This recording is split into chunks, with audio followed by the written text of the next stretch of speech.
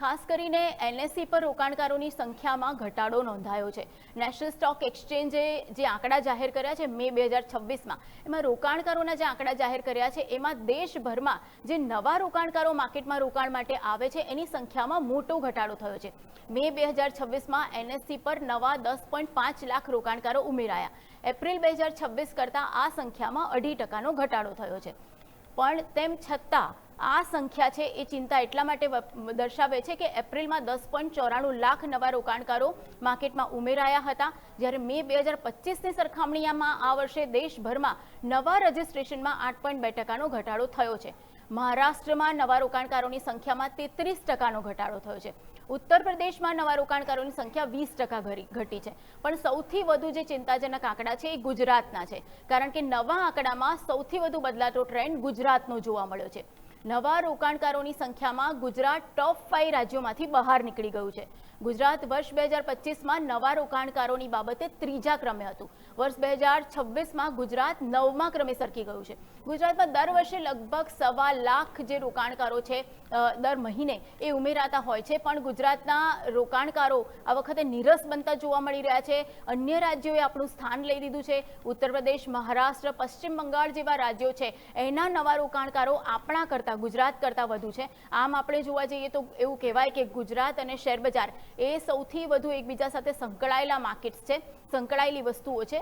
અને તેમ છતાં આ જે ઘટાડો છે એમાં આપણે નજર કરીએ તો ડિસેમ્બરમાં 1.64 લાખ રોકાણકારો જોડાયા હતા નવા રોકાણકારો માર્કેટમાં, જ્યારે જાન્યુઆરીમાં 1.49 લાખ અને ફેબ્રુઆરીમાં 74,000 આંકડો પહોંચી ગયો, માર્ચમાં 60,000 થયો, એપ્રિલમાં 52,700 થયો અને મે મહિનામાં 51,700નો આંકડો થઈ ગયો છે। પણ હજુ એવું ન કહી શકાય કે ગુજરાતનો દબદબો નથી, કારણ કે જો કુલ એક્ટિવ રોકાણકારોની વાત કરીએ તો મહારાષ્ટ્રમાં 19.9 લાખ રોકાણકારો સાથે મહારાષ્ટ્ર પ્રથમ સ્થાને છે, પણ ગુજરાત 12.9 લાખ એક્ટિવ રોકાણકારો સાથે બીજા ક્રમે હજુ પણ યથાવત છે। અને કુલ રોકાણકારોમાં મહારાષ્ટ્રનો ફાળો 17.2% છે, તો ગુજરાતનો ફાળો 11.4% હજુ પણ યથાવત છે। એટલે ગુજરાતીઓનો રસ હજુ માર્કેટમાંથી ઉડ્યો નથી એવું ચોક્કસ કહી શકાય। પણ માર્કેટની અસ્થિરતા છે, તાજેતરમાં વેસ્ટ એશિયામાં ચાલી રહેલા જે તણાવ છે, ભૌગોલિક રાજકીય અનિશ્ચિતતા છે, એ બધાના કારણે માર્કેટમાં મોટા ઉતાર ચઢાવ જોવા મળ્યા છે। એટલે રોકાણકારો વેટ એન્ડ વોચની સ્થિતિમાં છે। ફર્સ્ટ ટાઈમ ઇન્વેસ્ટર્સ એન્ટ્રી લેવાનું ટાળે છે। માર્કેટને ઘટતું કે અસ્થિર જોઈને નવા રોકાણકારો પોતાની એન્ટ્રી માર્કેટમાંથી પાછી ઠેલે છે। જાન્યુઆરીથી મે દરમિયાન નિફ્ટીમાં 10%નો ઘટાડો જોવા મળ્યો છે અને વિદેશી રોકાણકારોએ આ સમયમાં $30 અબજની વેચવાલી કરી છે।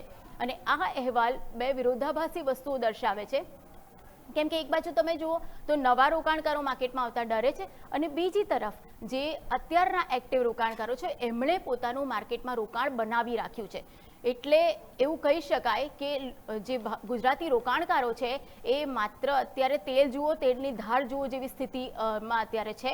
અને એકવાર માર્કેટ સેટલ થશે, માર્કેટના સેન્ટિમેન્ટ્સ અપ આવશે એટલે તરત ફરીથી આપણને કદાચ આ જ ટ્રેન્ડ ફરીથી ઉપર આવતો દેખાઈ શકે છે। એટલે એવું તો ન કહી શકાય કે આ જે આંકડા છે એ અત્યારે આપણને ડરાવી રહ્યા છે। આંકડા ત્યારે આપણને ડરાવશે જ્યારે આ જ ટ્રેન્ડ હજુ બીજા 4 થી 5 મહિના સુધી આપણને ચાલતો દેખાશે। પણ જે પ્રકારના માર્કેટના સેન્ટિમેન્ટ સુધરી રહ્યા છે, લાગે છે કે નવા રોકાણકારો પણ માર્કેટમાં આ જ રીતે પાછા ફરશે અને જૂના રોકાણકારો જેવી જે માર્કેટ પર વિશ્વાસ છે એ નવા રોકાણકારો પણ દર્શાવતા દેખાશે।